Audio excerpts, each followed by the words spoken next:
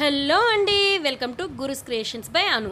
ఈరోజు మనము ఈ వీడియోలో ఈజీగా క్రాస్ క్లాత్ అనేది ఎలా తయారు చేయొచ్చు, దాన్ని పైపింగ్ కానీ ఏదన్నా ఓనీలకు లేసులుగా కానీ ఇంకేదన్నా బోర్డర్స్ కానీ ఎలా వాడాలి ఏంటి అనేది ఈ వీడియోలో చూద్దాం. దానికోసం నేను 1/2 మీటర్ క్లాత్ అనేది తీసుకున్నాను.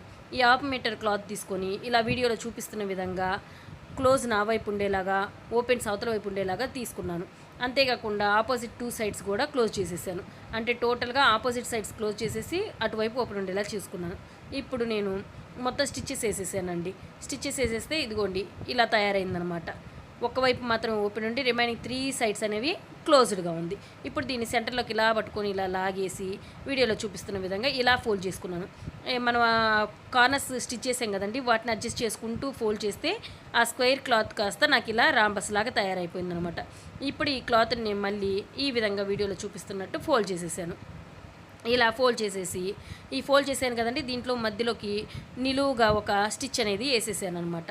ఇలా స్ట్రైట్గా ఒక టాప్ స్టిచ్ అనేది నేను వేసాను. ఇలా టాప్ స్టిచ్ చేయడం వల్ల ఏంటంటే క్లాత్ అనేది విడిపోకుండా ఉంటుందన్నమాట. దానికోసం నేను ఈ టాప్ స్టిచ్ ఒకటి వేసాను. ఇప్పుడు నేను ఒక క్లాత్ అనేది తీసుకుంటున్నాను అనమాట.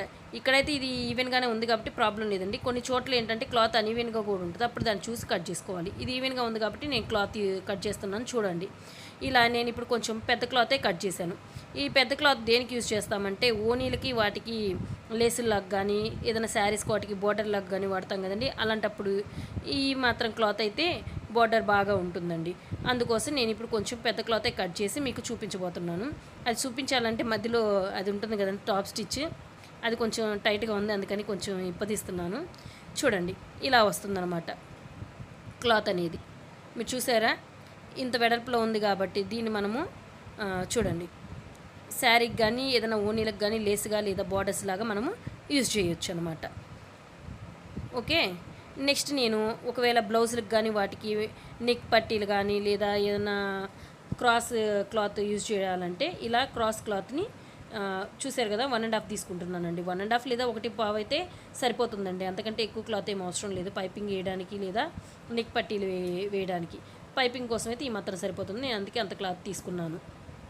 మనము బ్లౌజెస్కి ముందే ఇలా రెడీ చేసి పెట్టుకుంటే ఏంటంటే మనకు బ్లౌజ్ స్టిచ్ చేసేటప్పుడు ఈజీగా అయిపోతుంది. ఎందుకంటే క్రాస్ పట్టీని అతకడమే కొంచెం టైం పడుతుందండి. ఎందుకంటే క్లాత్ ఉండాలి, అన్నీ ఒకసారి సెట్ చేసుకోవాలి, క్రాస్ కట్ చేసుకోవాలి అన్నట్టు ఉంటుంది.